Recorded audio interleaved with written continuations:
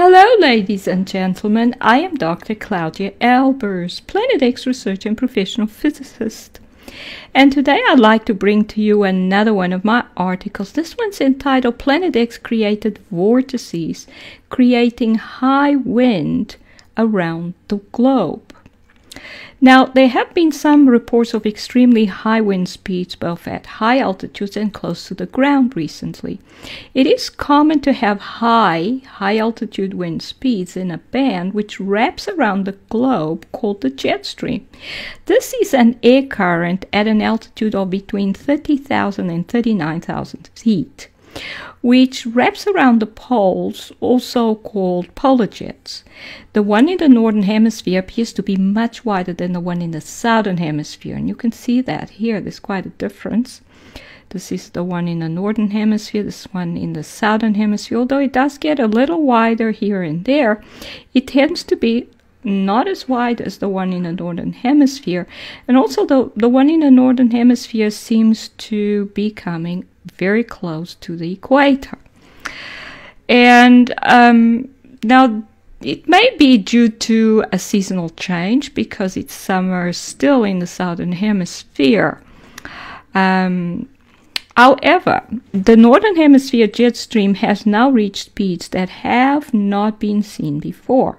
This was demonstrated by the fact that a jet airliner flying between Los Angeles and London reached a record speed with respect to the ground of 801 miles per hour on Monday, February 19, 2019. The plane reached that speed at 35,000 feet whilst flying over Pennsylvania. The jet plane was a Boeing 787-9 twin jet with a cruising speed of 561 miles per hour and a maximum speed without a tailwind of 587 miles per hour. So the tailwind speed must have been at least 240 miles per hour. And I got that by subtracting the cruising speed from 801 miles per hour. So if the wind direction was not quite the same as the jet airliner, then the wind speed would have been greater than 240 miles per hour. And already 240 miles per hour is 80 miles per hour over a Category 5 wind, hurricane wind speed, and that's extremely high.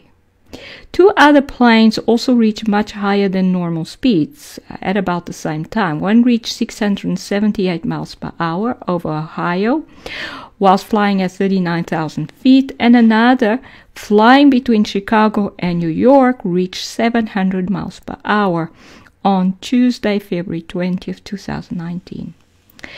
Then this Sunday, on February 24th, 2019, and during the night between Sunday and Monday, the region where I live in Pennsylvania was affected by very high winds, to the point that several houses suffered damage and trees have fallen over, which according to Scott, my husband, is not normal.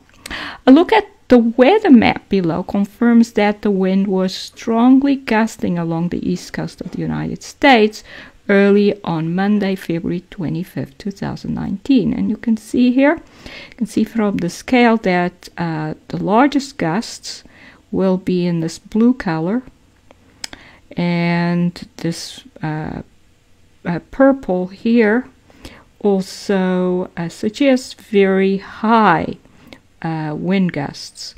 So these regions here, so this is the east coast of the United States, would definitely be affected by these very high wind gusts. And this is somewhere where I live, here somewhere. So it's definitely shows that this was occurring, and there's a low pressure there. And so now wind is produced by gravitational vortices, and these are always around these low pressures. And these vortices are created by Planet X system stellar cores coming to the Earth to absorb energy. There is no other mechanism for the production of a wind vortex and a low pressure region at its center than a source of gravitational field in the Earth's atmosphere.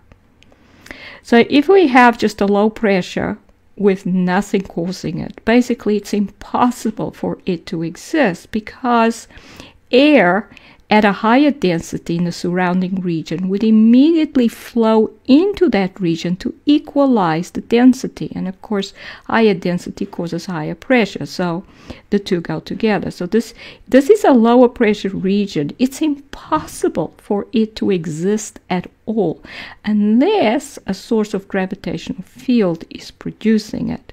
The gravitational field is actually a density field, so it creates a region of low density and thus low pressure. The wind is produced because matter orbits a point along the line connecting the object to the center of the Earth, and every orbit has a characteristic orbital speed or orbital period. So this would be the area where you would have low density and the air circulates around. The center would be a line running from the center of the object towards the center of the Earth. And the orbit is as air circulates around here. And so the air is making an orbital, it's making an orbit around the center point on this column. And every orbit has a characteristic speed. So the larger the object, the wider will be the orbit, the slower will be the speed. The smaller the object, the faster the speed, because the orbital radius then is much smaller. So there's a characteristic speed for or orbital period. Now, the smaller the orbit or the tighter the vortex, the higher the speed. And this means that the wind speeds creating the wind gusts must be due to small stellar cores which create tight vortices affecting the Earth's atmosphere, with air circulation being produced by several of these objects in line along the jet stream region. The wind would then reach higher speeds because more of these smaller stellar cores are reaching the Earth and in the right position to boost the jet stream speed. And this diagram illustrates how the stellar cores affect the Earth's gravity. They actually affect the Earth's gravitational potential levels. And what happens is, see, this is level VO2, it's moved down. VO2 will have a characteristic density. And as we move up, density decreases. So the matter at this level will have lower density than matter at that level. But now inside here it affects the gravitational levels, so that VO2 is no longer at that altitude, it's moved down. So that means that you now get lower density at lower altitudes. And if the stellar core is very large, it will interact with matter deep inside the Earth and give rise to sinkholes, as all the matter in the column is forced to move downwards towards the center of the Earth. So even deep inside the Earth, because of this height change from density, it causes matter to move straight down towards the center of the Earth, a whole column of it, and that means that a sinkhole is produced. You may look at Article 566 entitled Planet X Creating Sinkholes and Effects on the Human Body for more details. Now, if this is over the ocean, a wave pattern is created as well, with water in different regions at slightly different density. So water in this ring here will be at a lower density than water right at the center and just outside. And in the vortex, the air would also create something like this. You would get a wide ring where the density of air is lower than normal, and then in the center there's always a hollow. It forms what we see is a vortex when water goes down into a hole in a sink. There's always a hollow at the center where the density is not as affected, so it's higher there, whilst it's lower at the edge. Now, gravitational potential can be described by this equation. So V of G stands for gravitational potential, C is a constant and it will have units, and this is the density, the matter density or mass density, and R is just distance from the center of the Earth. And this equation, so this means that gravitational potential is proportional to density of matter. And the equation can be equated with the electric potential equation for a short period of time. And this is then the gravitational potential equation, which depends on the density of mass. And this is the electric potential equation. This is for positive charge, because it's the charge of protons. And this is the electric charge density. But this stays constant, while this will drop as the Earth creates matter. So its gravitational energy will drop, and this density will drop with it. But for a short amount of time, they will be about the same. So we can equate the two, and you can see that there is a relationship between matter density and electric charge density. The R, of course, will be the same, so we could get rid of it. We have this equals that. And for more details on this equation, you may look at Article 638 entitled "The Sun has grown to 10 times its size and gravity is electrical." So there is a relationship between the two, but this relationship is not constant, will only hold for a short period of time, because the matter charge density will decrease as the planet creates more matter in response to the stellar cores absorbing its electrons, whilst the positive electrical charge density will remain constant as long as the planet has gravitational energy to convert to mass. Now, here's the polar jet from over the North Pole. You can see there's some kinks in it, and wherever there are kinks, there's a vortex, and that would indicate the presence of a stellar core.